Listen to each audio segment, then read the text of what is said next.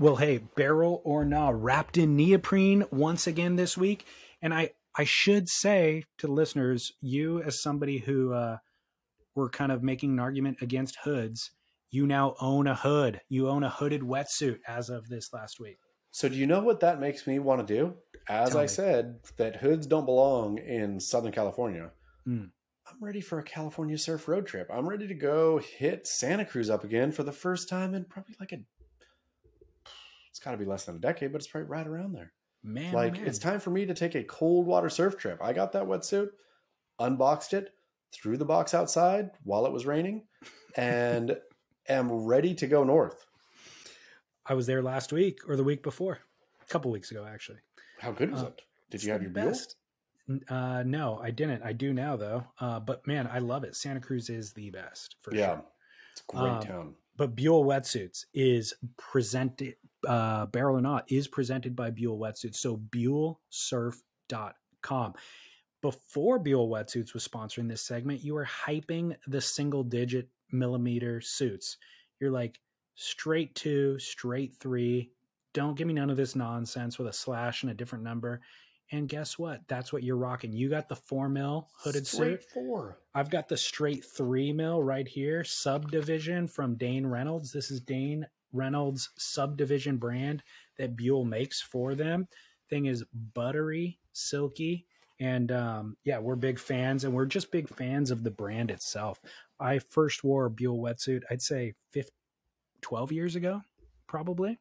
When they were, super obscure, but I had seen them around. I think they were doing kind of private label suits for a couple of like Volcom or Ruka and a couple of small brands. And I was like, man, I want one of those. And so found an email. I don't even know if they had a website at that point, but I found an email and messaged Ryan, and they FedExed me a couple of suits with custom colorway panels on them and everything. So big fans of Buell. BuellSurf.com for everything that you need. And they're presenting Barrel or Not to you now. So get a Buell. It's one of those things too in surf. When you can go core, go core.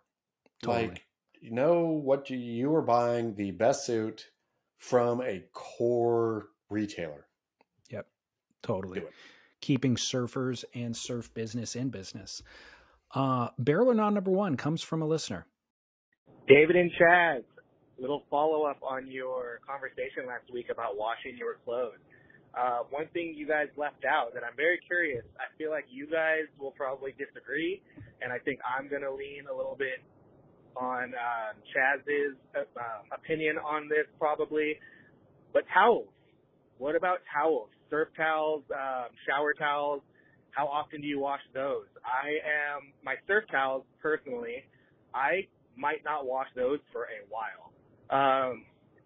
Season is obviously going to make me decide how often I'm going to wash my towels. During the summer, definitely a lot less. I might not wash it for up to 2 months because you can kind of hang them. They get dry really fast. During the winter, they stay damp, so they get, gross. They start smelling a little bit quicker, or if I have to, throw it down on the wet concrete so my wetsuit doesn't get all messed up. And then my shower towels. I am on a 2-shower program, 2 showers, and then I wash my towel. My argument here is that you come out of the shower clean, no matter what you're doing. If you had a hard workout, you surfed, if it's hot and you're sweaty, you're going to come out the same amount of clean as if you didn't do anything. So I'll wash it, I'll throw it over the door in my bathroom, just leave it there, and then use it the next time. And then I'll wash it after the second time. Let me know what you guys think about this. Towel. How often do you wash your towels? Cheers. Keep up the work. How frequently should you wash A, your surf towel, and B, your actual bath towel? Take it. Okay. Bath towel gets washed once every 5 days. Once every 5 days-ish. You can stretch that. Depends on how many times you're showering. But if you're washing it more than that, you're really wasting water, right? There's one thing, socks, underwear, these kinds of lighter items, like whatever, but they don't take much water. Bath towels and towels in general take up a ton of water. So your bath towel, 5+. Your surf towel, a season. Rock that thing for a season. Like, who is let's assume you are surfing in a wetsuit, right? Person who's surfing in a wetsuit, you're not toweling off after your surf. The only thing that towel is doing is shielding your private bits. When you're taking that suit off, then you're putting your clothes on, off you go. That thing doesn't need to get washed. Your shield, you're not washing your shield. I'm not washing my tent. Right. That's all it's acting as a tent. So after the season is probably a little mildewy or whatnot, then you toss it into the wash, right? A season. Totally. If you are surfing in the summer, you're not towel drying after a surf. Like, if you were towel drying after a surf, you are fully doing something wrong. If it's summer and warm enough to surf in trunks, you stand and drip dry in the sun for a minute, off you go. You put your t-shirt on, still be a little wet. That feels good. The salt grinding in there, it's exfoliating. Yeah. Like, so if you're using your surf towel to dry yourself off, you are doing something wrong, and you really need to evaluate what that is that's wrong. I give the face a little pat. You can do that. You can dry like a bit here and there, but you're not drying enough to make the towel wet. No. Like, the towel is only getting wet in the winter from your change. In the summer, it's getting maybe wet from your change from trunks to if you have to put on clothes to go somewhere appropriate. But that's your surf towel is not used to dry yourself. No. And the bath towel is only drying a clean body. Sure. So it's not getting filth. It's just getting clean water. But both the smell test really applies to both. And you don't even need to take a sniff. It's more it's emanating an odor. And even with the bath towel, I agree with you. It's about 5 days, maybe once a week, that I wash my bath towel. And it's because it smells not like funk, but just has like a mildew. The water itself is what's creating the smell. It's not even a mildew. It's just like a little must kind of character. And I'm like, oh, I don't want to wipe that must on my clean body. Time to go to the wash. It's about 5 days. All fine and good. And truly, like, again, I'm with you. The 5 days, you're totally in the window right there, right? But just hanging it, like letting it air dry properly between uses, that's where the issue mostly comes from. I reckon you could use even a shower towel. You could probably go 10 days, 14 days even, if you really had it air dried in between, right? It's totally. Like when it's kind of crumpled up on itself and not properly drying, that's where problems arise. Great call. If it's on a hook where it's folded upon itself, not getting a lot of air. Trouble. If you had it on a rack where it's like fully stretched out, getting air, boom, you're good for a week at least. Even if you can throw it on like the double rack, right? When you're going over, if you're that much of a glutton, where you can throw it over 2 racks, and then you're where no side is ever going to touch the other side, and there's a ton of movement in between. Yep. Probably don't need to wash your towel ever. Ever. Yeah, we're not even gluttonous. It's just a matter of saving the environment. That's all we care about. Totally. Barrel or not, number 2. Got a DM from Bad Boy Rai Rai a couple of weeks back, who was getting onto a plane, I think to go to Bell's, and in the airport, holding a pizza box to take on the plane with him. And he goes, it's very Barrel. Bringing food on the plane is all Barrel. And it was a CPK box, California Pizza Kitchen. And I go, don't you tell me that's a barbecue chicken pizza in there. And he goes, also very Barrel. So Barrel or not, barbecue chicken pizza. So Barrel, but only Barrel when you dip it into ranch dressing. And by dipping, I mean dunking it into ranch dressing. Like, barbecue chicken pizza is meant to be eaten that way. It is a American delicacy it'd be like what? Like being in Italy and I can't even really think of an equivalent, but like, what's a good like condiment that's necessary in like a fine dining, right? Or like taking a fine prime rib or a good oyster and saying, no, I don't want the mignonette or the horseradish, right? Or the cocktail sauce. I take my oysters plain.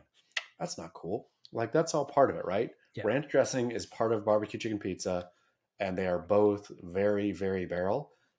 But Bad Boy Rai Rai is the exact reason you do not take food on a plane, That dude luxuriates in Bigfooting everyone on the plane so much. His Instagram is full of himself getting upgraded to business class, feet stretched out, shoes off, rubbing his stinky toes into his neighbor's nose because he was upgraded. This is my right as an upgraded man. Bad boy Rai Rai, God bless him, takes advantage of his privilege at the expense of everyone else because he was smart enough to get privilege. Rubs it in all of our faces. Hey, you could be doing this too. If you were smart, I'm not like that. I mean, that's his whole point, right? I'm not doing anything sneaky. I don't got a brother pilot. I don't have a father in the airline industry. I'm playing by the rules here. I'm getting my points. I am asking the right questions at the gate. I am da da da. You could do this too. I'm going to show you how good this looks, right? But also, yeah, that is Bad Boy Rai Rai's style. Well, as it relates to barbecue chicken pizza, most of the people on the planet who aren't in America are listening to this going, what is barbecue chicken pizza? I've never seen it, never heard of it. Wolfgang Puck, I don't know which restaurant it was of his, he created this, exactly what it sounds like. It's a pizza crust with barbecue sauce and then chicken and then red onion and I think cilantro. Right? You're missing a super important part here. Cheese. But which kind of cheese? I don't know. Gorgonzola. Oh, I didn't know that. Yeah. So that's this is the thing. This is what makes it a delicacy, right? You can't just put barbecue sauce and chicken, cilantro, and red onion on a pizza and call it a barbecue chicken pizza. To me, the Gorgonzola is what elevates it to, okay, this is classy. Got it. And then the ranch. Which you then mute with ranch. But so that has become a thing that is now not only available at Wolfgang Puck's restaurant, but available everywhere in frozen form and everything. And I was fully and wholly opposed to this up until 6 months ago. It would enter the home. I wouldn't take a bite because it's blasphemy. And I still stand by that. It is still, we can't call it pizza. We have to call it pizza because it's in pizza form, but it is no longer pizza. I will give you that. I will give you, it's an American delicacy. Yes. Okay, fine. Let's call it a flatbread as far as I'm concerned. You know? Oh, no, we can't call it that. I hate the concept of flatbreads. Okay, well, you're right. Too crackery. I'm anti-flatbread. But when I got out of my own kind of narcissism as it relates to that, I enjoyed it for what it was. So it was like, we still can't call it pizza because pizza needs to be this certain thing as far as I'm concerned. Sure. But adjacent to pizza, this thing is delicious. Yeah. I mean, it could be American appetizer. There's a category for these things, these American foods that are so far off piste from their inspiration to no longer register as the inspiration, right? Right.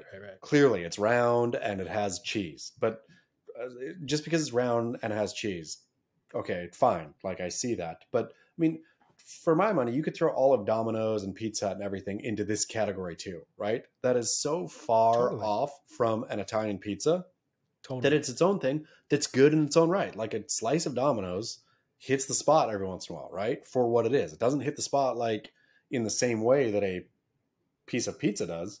Yeah. But for whatever this is, we just have to invent a category for what that is. Yeah, we do. We need to create a pizza adjacent category to lump all of that stuff into. That is not flatbread. They tried to do that with stinking flatbread, and I have no idea. Flatbread is I purposefully do not order flatbreads called flatbreads, even if I think this is probably a pizza, but it's not because they're calling it a flatbread. So what is the deal with flatbread? Is it they don't cook it in an oven, or maybe it doesn't have yeast, so it doesn't rise. So that's it? It's just a crust thing? I don't know. I'm not sure what. Dumb. I don't think there's a real strict definition for what it is, and that's the beauty of it, is that it can be anything. Flatbreads truly infuriate me. When a menu has a flatbread section, it almost makes me hate the entire restaurant. Well, bread needs a little thickness to it. It shouldn't be flat. Otherwise, it's a cracker, right? The definition of bread is a certain rise. And if they called that, I'm a huge fan of thin crust pizza. If they called that thin crust pizza, this is our thin crust pizza section, that's square. I'd be like, I'm in. Great. Oh, having it. All right. Well, final Barrel or Not fits in with so many others in terms of there's some vanity in it, but there's a bit of effort in it. Barrel or Not. whitening your teeth. Oh, it's a straight barrel. It's a hard barrel, though. This is a Shipstern's Bluff barrel, a barrel you've got to work for. There's the barrels that you just pull in and magically you're just covered, right? There's the Kelly Slater Surf Ranch barrel, the one you know is coming that you're going to get into no matter what. There's the backdoor-ish barrel where you see it forming out in front of you and you say, I got this. Look at that. I already see the barrel. I just have to go in there. Then there's the Shipstern's barrel. Wild and wacky. Takes time and energy. I know I need to whiten my teeth. You know you need to whiten your teeth. Everyone knows they need to whiten their teeth. The effort and thought and intentionality and all of it to go buy the whitening strips, to put them on at the right time, just after food, but before you brush your teeth, but whatever the window is, and to do that for 30 days takes a sort of monastic discipline that, like, I've gotten the teeth whitening strips, done them twice, and then forget, and then do it, and then think I blew it. I'm over it. I can't do this. Yeah. I wish that I had the fortitude. But it's a barrel. Day 1, you're so gung-ho. Day 3, you kind of forgot. By day 5, you're like, it sits under the cupboard for the next 2 years. Exactly. And then your teeth aren't white. You have a couple canker sores. The whole thing is like just a mess at that point. So, as we've stated over the years, both of us, I think, are anti putting a lot of effort into anything, right? Yes. Especially as it relates to vanity. Yeah. And so I would never have gone to the dentist to get a whitening treatment. No. I would never pay the money that it costs at the dentist. But when they invented these white strips that show up at your door, you can order them on Amazon. They're not expensive. They're supposed to be easy, aside from what you just stated, that it actually takes a bit of discipline to follow through with. I'm like, I was inclined, but I still wouldn't do it because of the 30 days. But then I have family photos where I'm standing next to, that's another problem with having a beautiful family, is you're always the ugliest person in the photo. And I look at them and they're smiling and they have white teeth, and mine are off white. And I'm like, yeah, I think I need to. You do. Look good for my wife and kid. Like, I need to not look like they took a photo with a hobo, right? And so I think I need to put I need to put 30 days effort is what I need to do. For some reason, though, and I would like you to do a day-by-day journey here, I don't know why it is more effort than anything else. There's something about it that is like wildly intensive effort-wise. And it's not effort of like, because you just put it on, you sit there and watch TV. But it's for whatever reason, that window has always been occupied by something else. Like from the time I brush my teeth to go to bed, or like, I'm not going to get up again. There's something about it that of getting up and having to take it off, or I'm going to wander around the house. I haven't found the window because you can't eat after it, right? And so it has to be at night. There's something about the window. If you can crack this, because I need it too. I want it. I'm begging for it, and have not been able to commit to it for more than 3 days. I'm waiting until they invent ones that you could do in 3 days. Yeah, that just like blast your takes your teeth enamel all the way off. Yeah. But it's such a simple solution that nets such a beneficial result. It's huge. Yeah. It's not expensive. It's theoretically easy to do. It's non-invasive. It ticks every box. And somehow, in some way, it is the hardest thing to do in the entire world. It's the hardest 30 minutes of your life. If somebody told me you've got to wake up at 4:30 a.m. and, do something for 30 minutes, or teeth whiten every night for 30 minutes, but you have to hit every single one, and if you miss it, you're done, I would take the wake up at 4:30 and do something, because I knew I could do it. Yeah, I know I could do that. I know that I would set the alarm and I'd be grumpy, but I would do it. Yeah. I know with teeth whitening, at this point, it has proved to be an impossible mission. Yeah, totally. Well, I agree. It's barrel to do. It's very difficult to do, but it's worth it, obviously. Shipsterns. It is worth it. Very apt analogy as well. I like it. By the way, we've got a promo code for Buell. Oh, sweet. What is it? Can you believe that? Yeah. For anybody who wants to Enjoy the beauty of Buell. It is Buell Grit 25. So Buell Grit 25, no spaces. There's no way they save 25%. Pretty crazy, right? Is that true? Yes. You save 25% on a wetsuit? Yes. I mean, I'm going wetsuit shopping right now. That is an insane savings. Smoking deal, dude. Yeah. Just for our listeners. How about that? Wow. Go get it. Hooking it up. BuellSurf.com. BuellSurf.com. And I'm telling you what, at those kind of numbers, that kind of crazy savings, go get like absurd suits. Go get like a 1 millimeter short john or whatever they make. Like nothing feels better than having, and I think I've talked about this before, having the suit that you wear like 3 times a year because it hits exactly right in that 3 days where the water temperature is this and the air temperature is that. Yeah. Well, they said it applies to all items except our Funhouse sales rack. So apparently that's already discounted, but yeah, everything else. Go get Buell Grit 25. Enjoy that. And then they have obviously impact suits. They have foamies. Oh, get obviously. An impact suit. Yeah, you should go like pulling on an impact suit at your local would be a pretty boss flex. I was going to say to whiten your teeth, right? It's a ship stern barrel. Yeah. Put that impact suit on, get ready to navigate the treachery